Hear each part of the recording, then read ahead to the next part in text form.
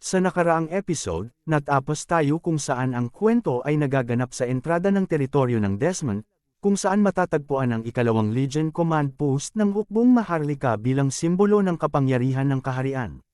Habang ang mga sundalo ay naglalaro ng baraha upang magpalipas ng oras, ang hangin at dilim ng gabi ay nagpapalala sa kanilang pagkabagot at pagod mula sa matagal na paghihintay sa hangganan ng teritoryo. Ang commander ng Legion, si Baron Doran, ay nananatiling kalmado at nagpapalakas ng loob sa kanyang mga tauhan, ipinapaliwanag na aalis lamang sila kapag nakatanggap ng utos mula sa itaas. Ngunit lumabas ang balitang naghahanda si Count Desmond na umatake sa teritoryo ng Fenris, kaya nagdulot ito ng hindi pagkakaunawaan sa mga sundalo. Habang sila ay nag-uusap, isang sundalo ang dumating at nagdala ng balita, paparating na ang hukbo ni Desmond at nagsimula na ang pagsalakay. Ang mga sundalo ng Hukbong Maharlika ay nagtatangkang depensahan ang kanilang himpilan, ngunit mabilis at malupit na nilusob ng mga tauhan ni Desmond ang kanilang hanay. Ang hukbo ni Desmond ay tila mas malakas at mas mabilis kaysa sa kanilang inaasahan, at mabilis nilang nawasak ang depensa ng Legion. Si Baron Doran, na nagtatangkang tumakas, ay inutusan ang mga sundalo na mag-atres patungong kuta ng Fenris, ngunit nalaman nilang naharang na ang kanilang daan ng pag-urong. Si Count Desmond ay personal na dumating upang salubungin si Baron Doran, at dito na nagsimula ang isang madugong paghaharap. Sa kabila ng pagtutol at tapang ni Baron Doran, hindi nila kayang pigilan ang lakas ng hukbo ni Desmond. Sa huli, nawasak ang ikalawang Legion Command Post, at ang mga natirang sundalo ay nagkalat-kalat na sa takot. Samantala, sa teritoryo ng Fenris, nag-aalala ang mga lider ng kaharian sa nalalapit na panganib. Si Vanessa, isang matapang na lider, ay nagpasya na labanan si Desmond gamit ang mahika, kahit na ang lakas ng hukbo ni Desmond ay labis na nakakatakot. Sa kabila ng mga pangamba ng iba, nanindigan si Vanessa na ipagtanggol ang Fenris. Lumipat din ang eksena kay Ghislaine, ang pinuno ng Perdium, na naguguluhan kung susunod ba siya sa utos ng kanyang ama o ipagtanggol ang kanyang teritoryo laban sa mga barbaro. Sa kabila ng takot, nagdesisyon siyang manindigan at lumaban upang protektahan ang kanyang mga tao. Sa wakas, nahanap ni Ghislaine ang kanyang lakas at nagtakda ng isang pangako na labanan si Count Desmond hanggang sa huli. Sa pagtatapos, ang mga sundalo sa Fenris ay nagkaisa at nagtaas ng kanilang mga espada, handang salubungin ang mga kalaban at ipagtanggol ang kanilang teritoryo. Ang kanilang tapang at determinasyon ay nagbigay ng pag-asa sa gitna ng isang malupit na digmaan. Mula rito ay muling lumipat ang mga tagpo sa Stonehaven Fortress. Sa loob ng Stonehaven Fortress, may matinding katahimikan bago ang bagyo. Parang humihinga ang hangin, at ang mga kabalyero at sundalong Fenris ay abala sa paghahanda para sa nalalapit na digmaan. Ang tunog ng metal na nagbabanggaan at mga mabibigat na sapatos na kamakalabog sa bato ay umuukit sa buong looban. May ilang sundalo na nagdadala ng malalaking bato upang patibayin ang matibay na pader. Ang kanilang mga kalamnan ay nanginginig sa bigat, habang may iba naman na nagdadala ng mga palaso, maayos na inayos sa mga hilera malapit sa mga pader ng kastilyo. Si Jillian, na namumuno sa pagkawala ni Ghislaine, ay nakatingin sa abalang mga gawain ng may matalim na mata. Nagbibigay siya ng mga utos, inuutusan ang lahat na magmadali, ang kanyang boses ay tumatagos sa ingay ng paghahanda. Isinigaw niya ang mga sundalong natapos na ang kanilang mga gawain na magtipon sa gitnang plaza. Doon din ay dumating si Galberic, ganap ng armado ang duwending ito at parang isang kawal na gawa sa bulletproof na kahit RPG ay di kayang makatagus, ay lumapit kay Jillian. Nang makita ni Jillian si Galberic na buo ang kasuotan at handa na sa laban, labis siyang nagulat. Hindi niya inaasahan na magiging ganoon kaprangka si Galberic sa kanyang paghahanda. Tinitigan ni Galberic ang mga kalalakihan, ang mga mata niya ay kumurot nang tanungin si Jillian, nagustuhan mo ba ang mga inilagay na mga armor sa mga sundalo? Habang pareho nilang tinitingnan ang mga abalang sundalo na nagmamasid sa araw habang kumikislap ang mga bagong yari na mga piraso ng bakal. Tumugon si Jillian, oo, talagang maganda ang kalidad. Ang kanyang boses ay puno ng tunay na paghanga sa sining ng paggawa ng mga dwarf. Umungol si Galberic, may bahid ng pagmamalaki sa kanyang magaspang na boses. Sinabi niyang ginawa ito ng maayos upang hindi makalusot ang mga palaso at higit sa lahat, magaan. Nais niyang tiyakin na hindi mabibigatan ng mga sundalo sa kanilang proteksyon kaya hindi rin magiging mahirap para sa kanila ang gumalaw. Itinuturo ni Galberic ang isang sundalo na sumusubok ng kanyang galaw. Ipinagpatuloy ni Galberic na ang armor ng mga kabalyero ay pinahusay din gamit ang mga magic circle na inukit ng tulong ng mga mage. Isang tagumpay ng inhinyeriya at mahika ang kanilang ginawa. Ipinaliwanag niya na kung pupunuin nila ng mana ang mga ukit, makakaya nilang pansamantalang mapawi ang lakas ng mahika, na magbibigay ng dagdag na depensa laban sa mga kalabang mage. Sa matinding pag-aalala, itinun ni Jillian ang kanyang buong atensyon kay Galberic. Sinabi niyang ang mga dwarves ay napakahalagang yaman, masyadong mahalaga upang mawala sila sa isang karaniwang pagsalakay. Tanong niya, okay ka ba talagang manatili dito? Ang tanong ay umalangaw-ngaw, sabay ang bigat ng katotohanan ng 30,000 kalalakihang naglalakad patungo sa kanila. Nang marinig ito ni Galberic, nag-isip siya sandali, ang kanyang mga mata ay lumingon sa abot tanaw kung saan malapit nang dumating ang kalaban. Pagkatapos ay sinabi niyang, sige, at least hindi ako mamamatay. Alam niya ang halaga niya sa mundong ito. Maraming mga maharlika ang nagnanais ng kanilang lahi sa kaharian para sa mga lihim ng kanilang panday. Umungol si Galberic, ang kanyang mga saloobin ay naging mapait. Kung kailangan niyang mabuhay bilang alipin, mas mabuti nang ipagsapalaran ang buhay para sa kalayaan na ipinangako ng Panginoon pagkatapos ng 10 taon. Isang sugal, pero handa siyang tanggapin. Sa isang magaan na tono, tinanong ni Galberic, anong silbi kung wala na ang Panginoon pagdating ng panahong iyon?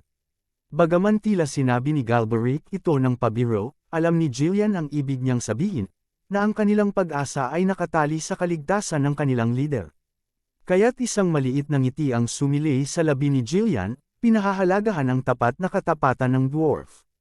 Nang makita niyang nagtipon ang mga sundalo sa plaza at nagsimula silang magbuo ng tuwid at disiplinadong mga hanay, tinanong ni Jillian, nandito na ba ang lahat?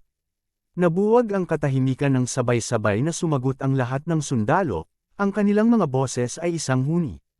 Oo, sinimulan ni Jillian ang pagbibilang, ang kanyang boses ay umuukit sa mga pader ng bato.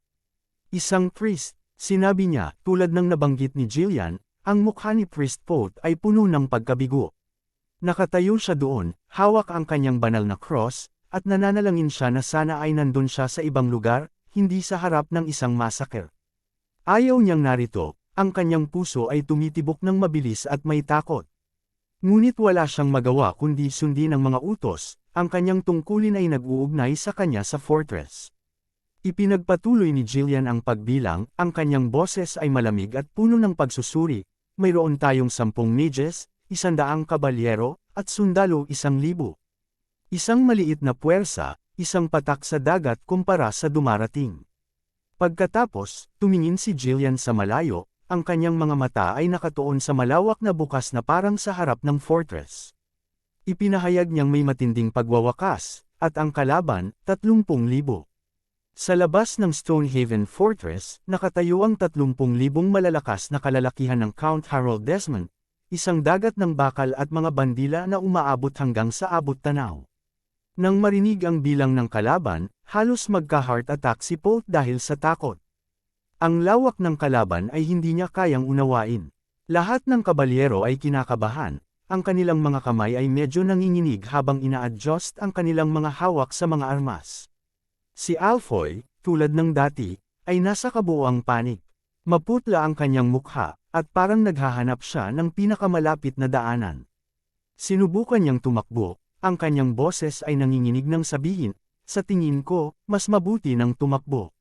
Sinusubukan niyang bigyang katwiran ang kanyang takot sa kahit na sino na makikinig. Dahil sa ugali ng Panginoon, hindi ba't ayaw niyang mamatay sila? Tinanong niya, umaasa sa dahilan para tumakas.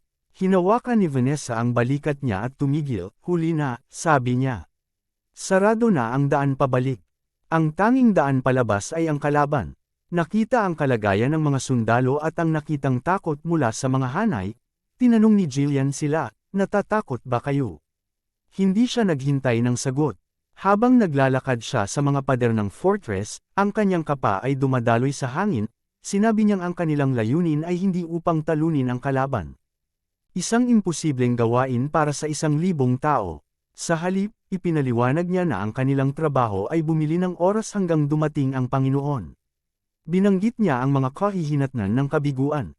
Kung mabasag ang lugar na ito, agaran itong sasakupan ng kalaban, na mag-iiwan ng walang anuman kundi ang pagkawasak. Hinarap niya ang mga sundalo, sinabi ni Jillian, ang inyong pamilya sa trabaho, ang lugar na itinayo ninyo, mawawala lahat iyon. Ipinagpatuloy ni Jillian, ang kanyang boses ay humuhupa habang isinasalaysay ang kanyang sariling motibasyon. Sinabi niyang nakatanggap siya ng bagong buhay mula sa Panginoon at muling nagkaroon ng mga pangarap. Hindi siya simpleng sundalo, isa siyang tao na may hinaharap. Habang isusuong ni Jillian ang kanyang helmet, ang tunog ng metal na pumapasok sa lugar, agad na nagbago ang hangin sa paligid. Nawala ang pagdududa, pinalitan ito ng malamig at matalim na layunin ng pagpatay. Sa malalim at masidhing tono, sinabi ni Jillian, ngayon, panahon na natin upang protektahan ang pangarap ng Panginoon. Ang lahat ng sundalo, kabalyero, at mage ay apektado ng mga salita ni Jillian, dahil alam nila ang ibig niyang sabihin. Hindi nawawala ang takot, ngunit pinalitan ito ng matinding determinasyon upang manatili sa kanilang mga posisyon. Sa kabilang dako ng parang, si Count Harold Desmond ay malalim na nag-iisip habang patuloy na nakatingin sa Stonehaven Fortress. Pinagmasdan ni Desmond ang mga pader, naghahanap ng kahinaan. Ang guro ni Victor, na sumama sa hukbo ng Desmond upang maghayganti sa nawalang disipulo, ay lumapit kay Count Desmond.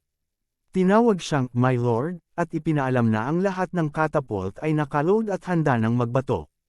Tinawag ni Desmond ang kanyang eksklusibong mage na may 6 na bilog, si Willow. Nang lumapit si Willow, ang mga balabal nito ay umiikot sa hangin. Tinanong siya ni Desmond ng isang tiyak na katanungan. Nahanap mo ba ang Runas Trap na ginamit nila noong Digled Siege? Ayaw niyang mapahulog sa parehong bitag na nagwasak sa mga nakaraang puwersa. Ipinaikot ni Willow ang kanyang ulo, ang mga mata nito ay kumikislap na may bahagyang bakas ng mahika. Wala pong Runest energy na natukoy sa lugar na ito, aniya. Ipinaliwanag niya na dahil ang digmaan ay nagsimula sa isang hindi inaasahang atake, malinaw na wala ng panahon ang mga tagapagtanggol upang maghanda ng mga komplikadong bitag. Malinaw, sabi ni Willow nang may kumpiyansa. Pagkatapos, itinutok ni Count Harold Desmond ang espada at iniutos na magbato ang mga catapult. Ang utos ay umabot hanggang sa linya at lahat ng 12 catapult ay naglunsad ng malalaking bato patungo sa pader ng Stonehaven Fortress. Ang mga projectile ay umaalon sa hangin. Ang malalaking anino ay sumasakop sa araw sa isang iglap. Agad na nagbigay si Jillian ng utos sa lahat ng unit na maghanda para sa epekto, sumisigaw na maghanda ang lahat. Tumama ang lahat ng mga bato sa mga pader ng matinding kalabog, nagpapasabog ng alikabok at mga dumi. Gayunpaman, hindi ito nakasira ng malaki. Matibay ang pagkakapagtibay ng Dwarven reinforcement laban sa atake. Nang makita ni Desmond na hindi agad bumuho ang mga pader, iniutos niyang mag-advance ang mga tropa.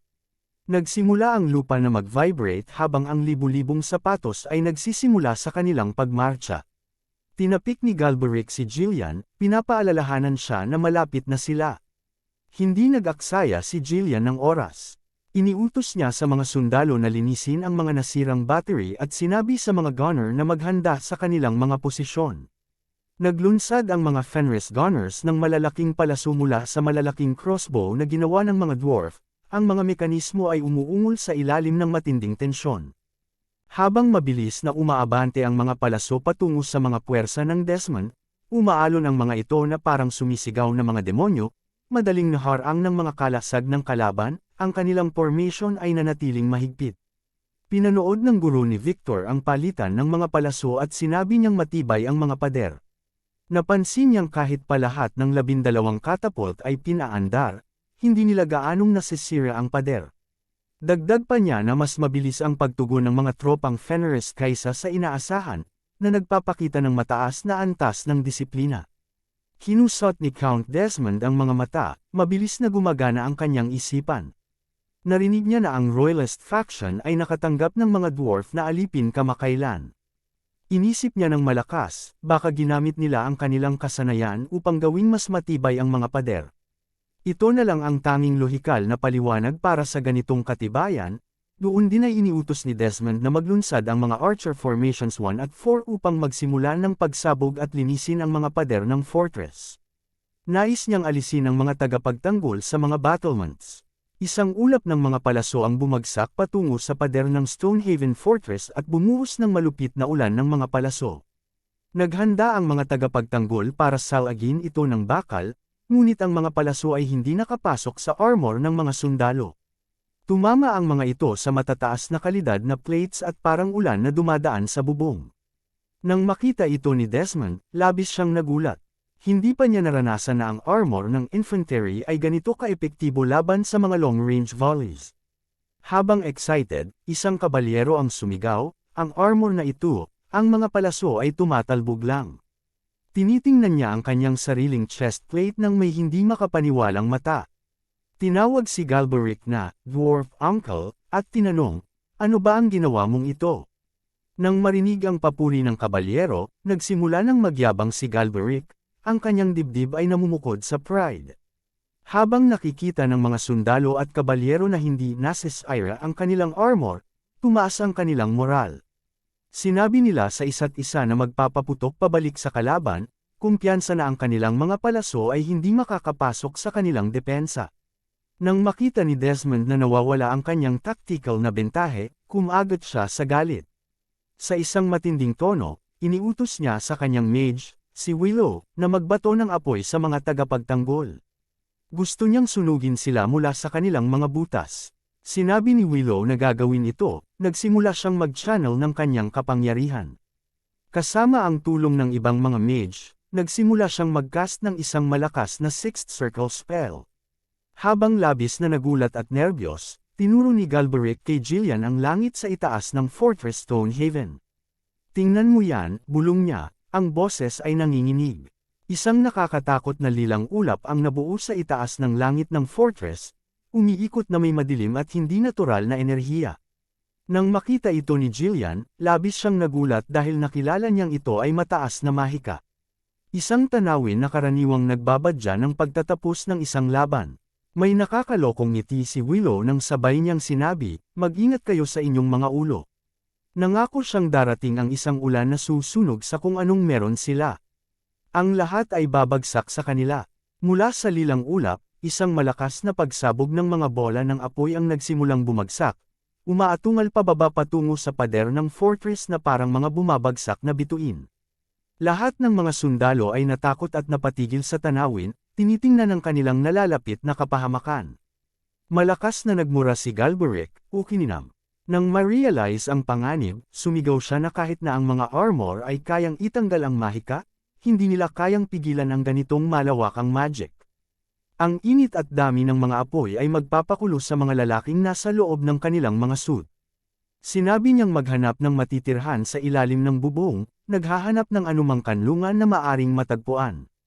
Ngunit sa isang malamig at matigas na tono, iniutos ni Jillian sa lahat na manatili ng kalmado sa kanilang mga lugar. Nang marinig nila si Jillian, ang mga sundalo at kabalyero ay labis na nagulat. Akala nila na wala na siya ng ulirat, ngunit sa isang nakakampanteng tono, nagpatuloy si Jillian, wala kayong dapat ipag-alala. Tumingin siya sa direksyon ng Mage Tower at idinagdag, mayroon din silang mage. Sa mga sandaling iyon, nagsimulang magtipon ang lahat ng hangin sa isang tiyak na lugar sa pader ng fortress, umiikot ito sa isang malupit na vortex.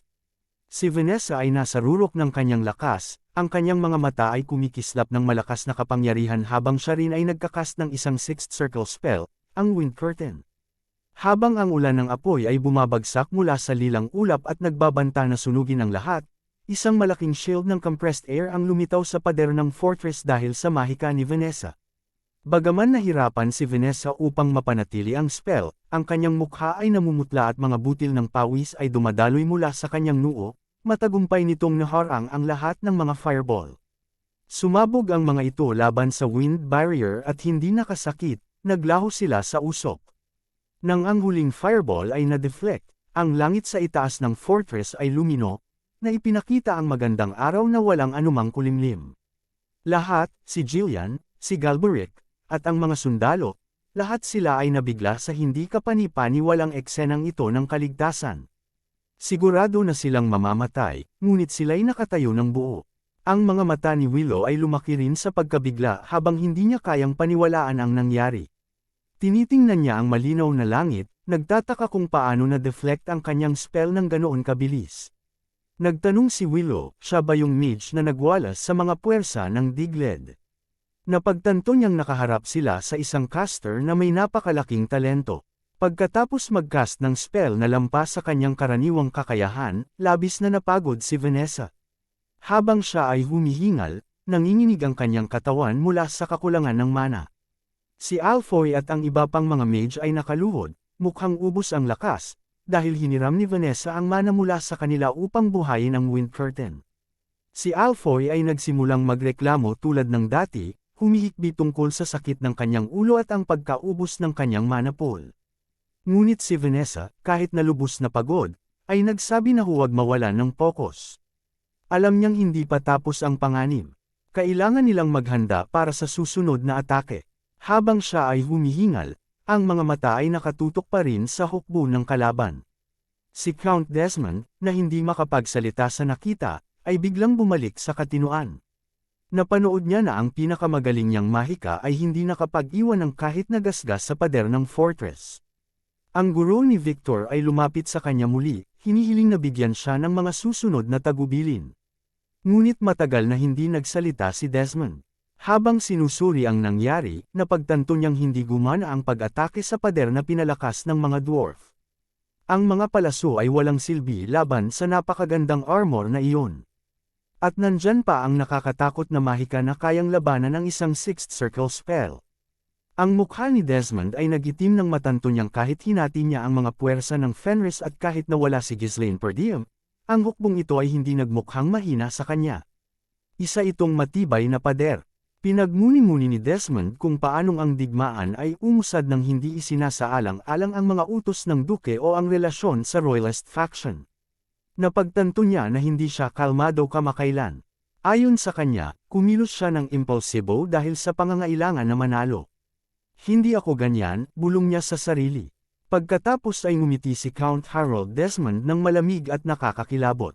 Sinabi niyang ito ay divinely providence. Pakiramdam niya kung hindi siya kumilos ngayon, hindi na niya magagampanan ang pagwasak kay Ghislaine sa hinaharap. Lalaki lang ang banta. Talagang natuwa si Desmond, sabi niya, ang boses ay puno ng puot. Sinabi niya sa master ni Victor na hindi na kailangang magpatuloy sa maliit na mga atake. Nakita na nila ang sapat. Tinanong ng master ni Victor si Desmond, ano ang ibig mong sabihin? Nagtataka siya kung anong susunod na hakbang ng Count. At pagkatapos, sa isang malamig na tono na nagbabanta ng ganap na pagkawasak, iniutos ni Desmond na ilipat ang buong hukbo. Gusto niyang magsabay-sabay na sumugod ang lahat ng 30,000 kalalakihan. Dapat nilang burahin ang fortress na yan mula sa mapa ngayon, sabi ni Desmond. Ang mga mata ay kumikislap ng madilim at obsesibong apoy habang naghahanda siya para sa huling madugong atake.